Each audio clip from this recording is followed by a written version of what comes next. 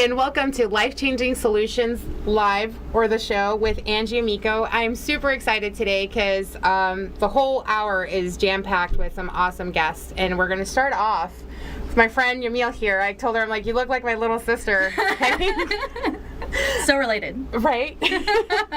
No, and one of the things, like, she and I met, I don't know, about 2-3 months ago at an event, and she's like a real live Olivia Benson from Law & Order's, like, victim unit. I'm like, I need to have you on the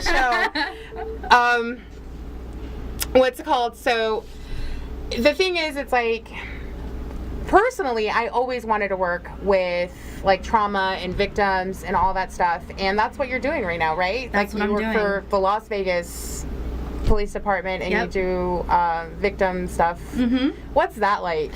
It's crazy. I love it. So I work in the Victim Services Unit.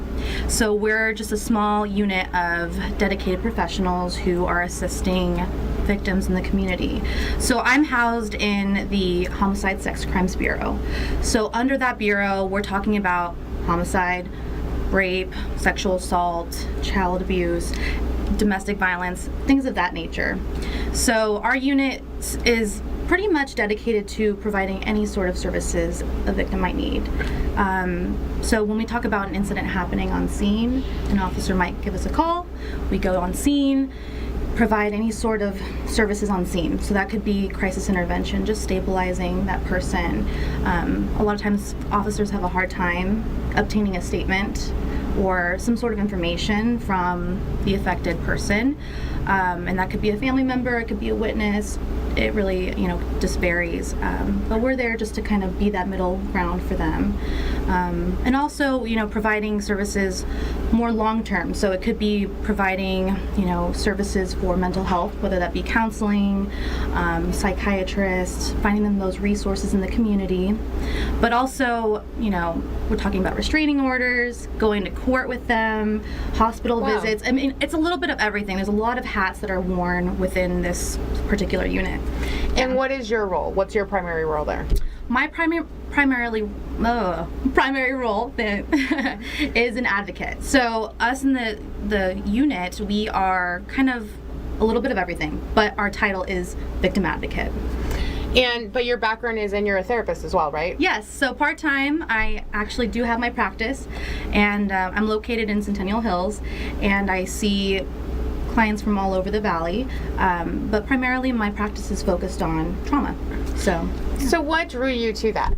I mean, because it takes a special person, and you have to have a certain emotional fortitude, I believe, to be able to handle these cases and receive some of the cases that you get. And honestly, I do commend you. Personally, I decided to go more on the preventative end, because I said, I'm just tired of catching victims, but there's always a place for everyone. So absolutely. And I'm really glad you said that, because there needs to be people at each stage of the spectrum.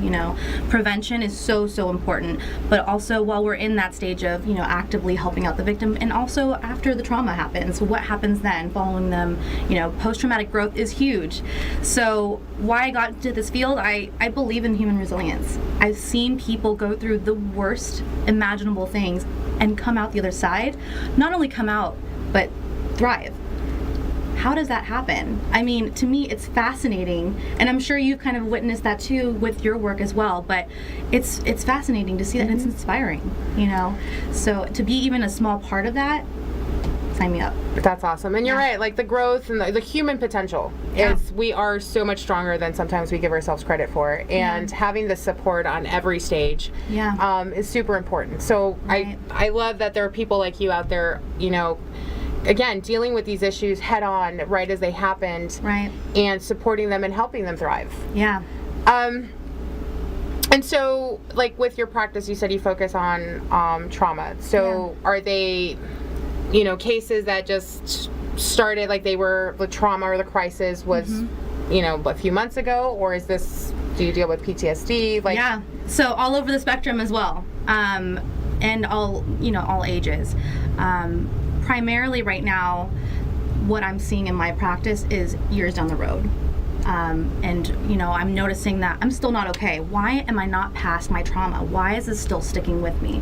I'm finding that, I'm being triggered here and there by certain events, and I can't get past that. So, from late in life, 80 plus years old, to a teenager coming in, saying this happened when I was 5 years old. How do I even navigate moving forward? How do I have a relationship moving forward with this, still lingering? So yeah, just kind of all over the spectrum. That's awesome. And I know that things happen, accidents happen. That kind of tends to be the belief, right? So is there a way to prevent some of these traumatic events? In your experience, if such a loaded question, right? Right. It's I like to believe that there are things that we can do to prevent or to make ourselves less susceptible to crimes in general. And even resilience, kind of instilling those coping skills early on, having those conversations and about safety and empathy training. That's so huge, especially at a young age. But trauma happens, and trauma affects pretty much everyone at any point in our lifetime. It's inevitable. So it's a matter of, again, the prevention is huge. Having that information, that knowledge, and the education available is huge. But no one is immune to that. I guess, what I'm hearing you say is what's important is to having the open space, right, to talk about the trauma. Right. So instead of hiding it or whatever, just having those coping skills to be able to say, hey mom, this happened, or hey husband, this happened, or whatever. Just being able to know that as a victim you don't have to hide. There's no shame in what happened. Yes, exactly. And your trauma, it doesn't define you. It's part of your story. It isn't your story. Does that make sense? Mm-hmm. And that's what I like to pass along to a lot of my victims and a lot of the clients that I see, because it consumes them. It floods them on a daily basis, and it's hard not to let that be your identity. So to have that reminder of, yes, this happened, validating that. This is very real. This is a part of your story, but it doesn't define you. Right. So it's not that badge of honor, like I am not rape. I am not abuse. I am not, Absolutely. I'm Angie and this happened. Yes. But you don't really embody the trauma. Yes. And what is a message that you would like to convey to the audience? Your personal, Yeah. Healing is possible.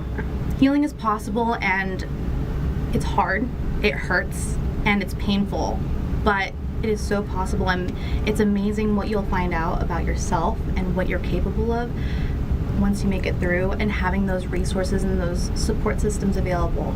If you don't have anyone, reach out. It could be a friend, it could be a pastor, it could be an advocate, a therapist, anyone, and just there's power to saying, hey, I don't even know where to start. Having someone help you along the way navigate that, it's perfect. Well, thank you. That is awesome. And I think there's a saying that we have in the personal growth arena, right? It's the only way out is through. Right. And the first step is to reach out and say, just speak out. Not really reach out, but just speak out and speak up.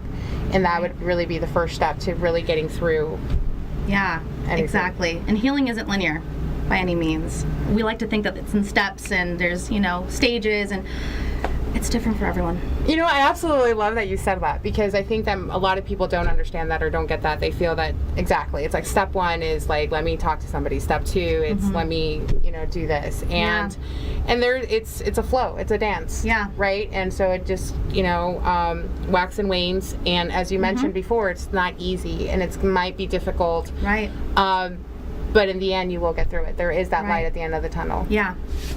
Well, thank you so much. See, 10 minutes just flew by for being here. But once again, I would like to have you, how do people get a hold of you?